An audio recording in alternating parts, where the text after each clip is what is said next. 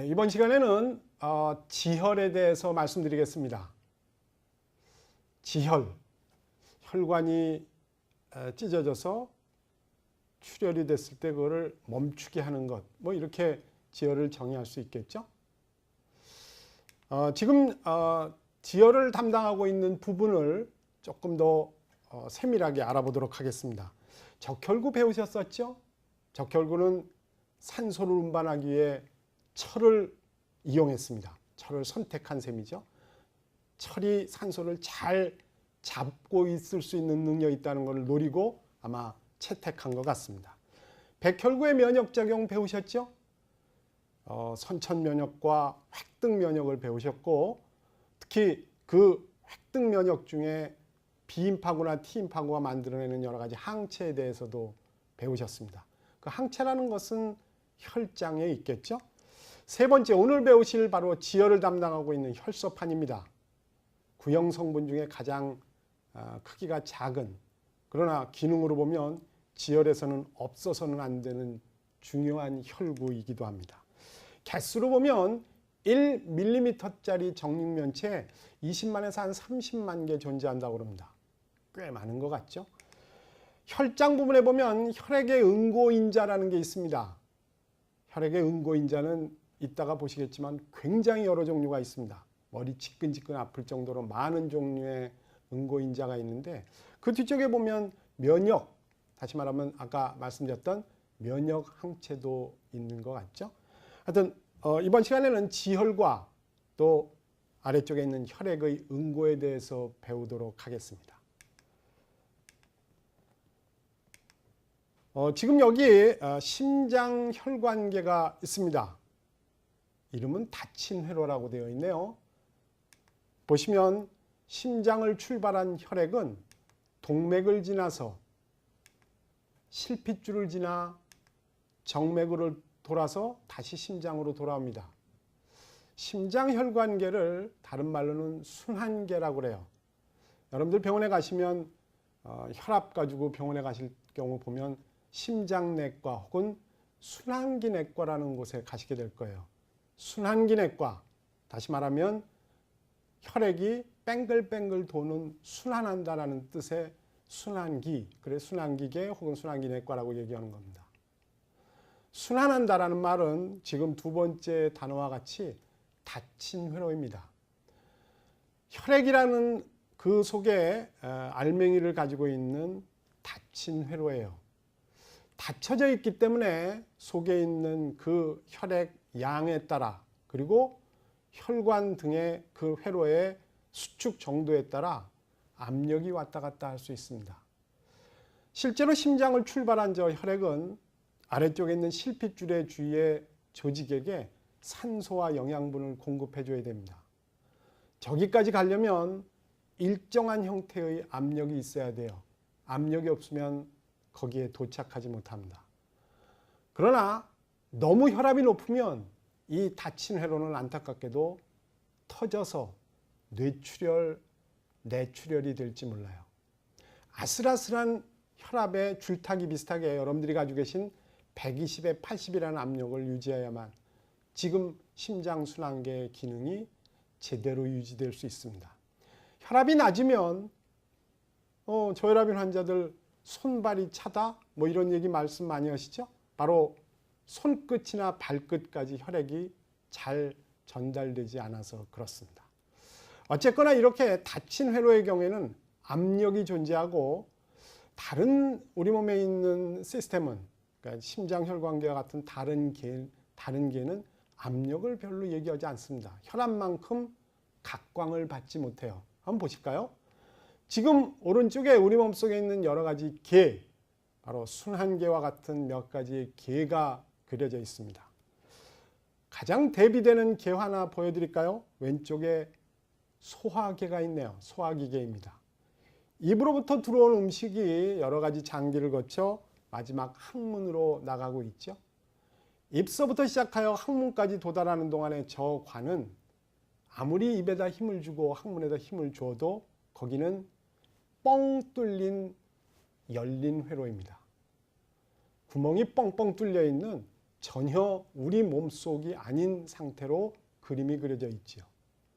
저 속에 있는 압력은 혈압이 높아져서 혈관이 터져서 뇌출혈, 내출혈이 되는 것과는 전혀 다른 식입니다. 다시 말하면 소화기계는 압력이 높아도 우리에게 위협적이지 않다는 거예요. 위에 가스가 차서 압력이 높아졌다. 하고 트름해버리면 끝이겠죠. 대장에 가스가 차서 지금 막 압력이 높아 죽겠어. 대장이 터질까요? 아닙니다. 그냥 붕 하고 방귀 끼면 끝입니다. 열린 회로와 지금 말씀드렸던 심장혈관계와는 전혀 격이 같지 않다. 둘은 전혀 격이 같지 않은 시스템이라는 것을 말씀드리는 중입니다. 오른쪽 이쪽에 보니까 호흡기계가 있죠. 어쨌건 한쪽은 열려 있고 반대편은 닫혀져 있는 반 열린 회로인 것 같습니다. 아래쪽에 있는 신장을 포함한 소변 내보내고 있는 배설계도 거의 아래쪽은 출구는 열려 있고 반대쪽은 닫혀 있는 것 같아요. 이런 모든 시스템들, 순환기계, 호흡기계, 호흡 배설계 모두 다 전혀 다른 모습이면서 하는 기능도 천차만별이죠. 근데 저 모든 시스템은 피부라는 보따리에 다 이렇게 쌓여져 있으면서 공동의 목표를 하나 가지고 있습니다. 바로 생명입니다. 전혀 다른 기능을 하고 있지만 궁극적으로는 같은 지향점, 같은 목표를 가지고 있다는 것이죠. 살아남자, 생명입니다. 본 생물학적 인간의 궁극적인 강의 목표 중에 하나가 바로 이 살아남기 위한 생명체의 여러 가지 기능, 그 속에 있는 철학, 이런 것이라고 할 수가 있습니다. 이 생물학적 인간의 목표가 그렇기도 합니다. 지금 다시 왼쪽으로 갈까요? 심장혈관계의 닫힌 회로에 만일 혈관에 손상이 있다면 이런 현상이 벌어질 것 같습니다. 칼로 찔린 것 같습니다. 출혈이 시작되었죠. 바로 저렇게 출혈이 시작되면 저 심장혈관계는 닫힌 회로로서의 기능을 못할 거예요. 압력이 밖으로 새어버리니 심장에서 출발한 혈액이 실핏줄까지 가지 못할 거라는 얘기입니다. 따라서 혈관은 어떻게 해서든지 혈액의 응고인자의 도움을 받아 저 구멍을 막아야 됩니다. 바로 지혈작용입니다. 지금부터 이제 지혈을 말씀드리도록 하겠습니다. 지혈이라는 건 세 과정을 거쳐서 이루어지게 되는데 첫 번째 과정은 상처 부위를 좁게 만드는 것입니다. 저수지에 이런 뚝이 있다고 한번 해보시죠. 근데 거기에 구멍이 났습니다. 물이 졸졸졸졸 새 나옵니다.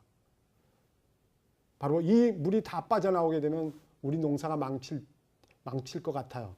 따라서 여러분들은 첫 번째 이 나오는 구멍을 응급 조치를 하셔야 될 것 같습니다. 어떻게 하시겠습니까? 손으로 막아야 될 것입니다. 바로 어떻게든 이 구멍을 작게 하려고 하는 혈관의 첫 번째 반응이 지금 적혀 있는 대로입니다. 상처 부위를 좁게 만드는 겁니다.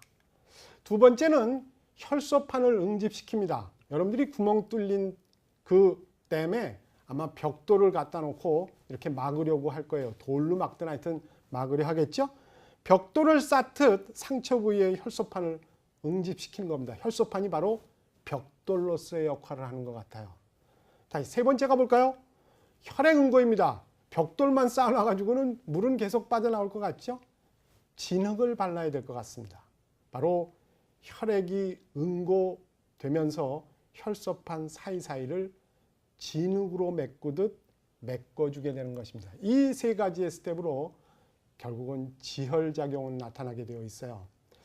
우리의 옛 조상들을 한번 뒤져볼까요? 그들의 생활을 한번 뒤져보겠습니다. 동물과 싸웠겠죠. 아마 상대 부족과도 싸움을 했을 겁니다. 이리저리 상처를 받았겠죠. 피는 철철 나고 많은 사람 중에 지혈작용이 잘 일어나는 사람이 있고 영 시원치 않은 사람이 있을 수 있습니다. 지혈이 잘 이루어지지 않는, 다시 말하면 피가 잘 멈추지 않는 사람은 쉽게 돌아가셨을 거예요. 근데 그 중에서도 지혈이 잘 되는 사람이 있을 수 있어요. 이따 몇 가지 인자를 말씀드리겠습니다만 이런저런 이유에 의해서 지혈이 잘 되면 그 사람은 오래 살아남았을 겁니다. 그 후예가 우리라고 생각하시면 됩니다. 우리는 상당히 그 중에서도 잘 혈액이 출혈이 멈추는 그런 사람들, 그게 우리가 그런 후예라고 생각하시면 된다는 것이죠. 자, 이제 지혈을 좀 더 자세히 들어가 볼까요? 혈액의 응고 과정입니다. 지금 복잡한 그림이 하나 나타났는데요. 너무 복잡하죠? 가운데 있는 혈소판 얘기, 적혈과 혈소판 그림만 설명을 드리도록 하겠습니다. 거기까지만 설명을 드리겠습니다. 1번 보시죠.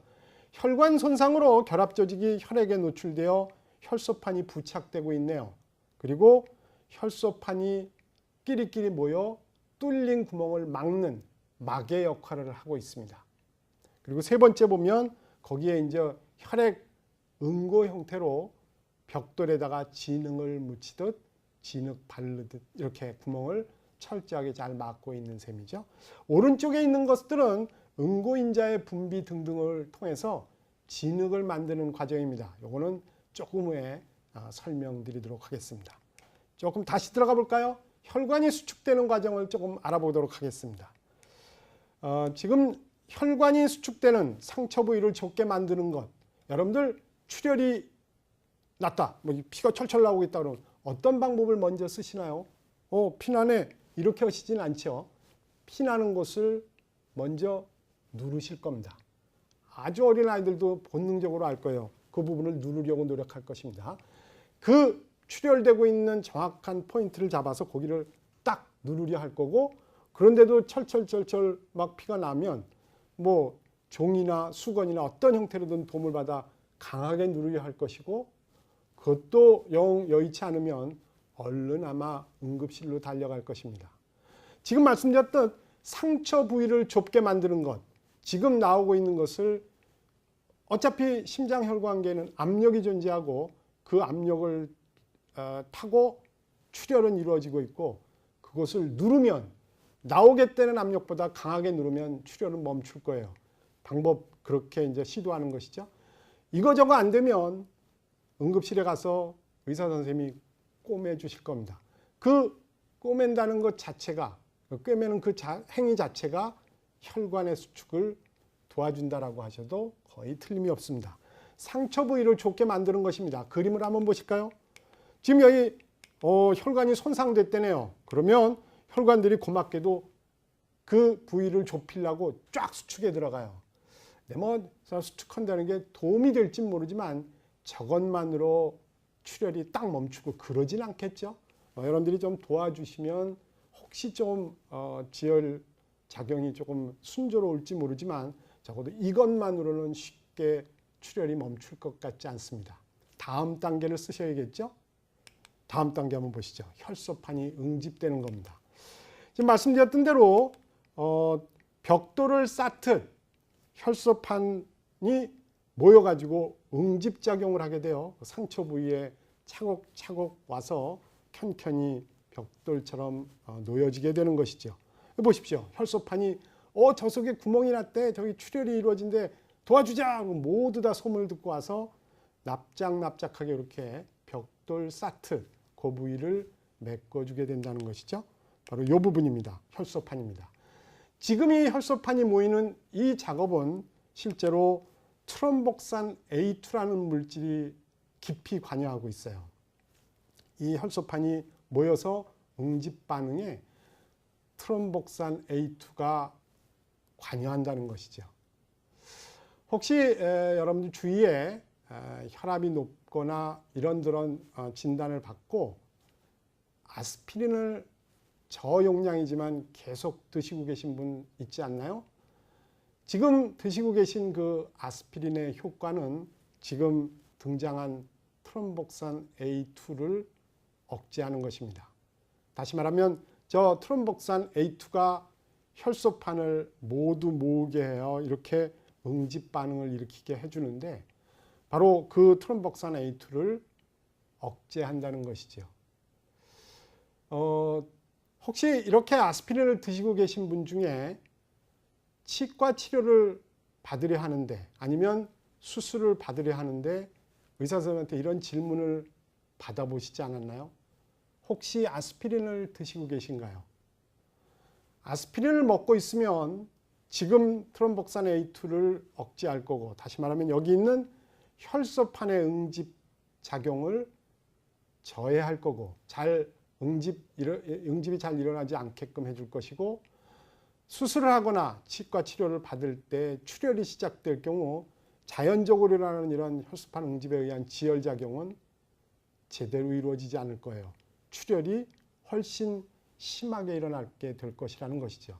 지금 말씀드린 이런 과정을 통해서 아스피린을 그냥 상시 복용하고 있었는데 모르고 수술을 했다 그러면 지혈이 안 돼서 굉장히 고생하게 됩니다.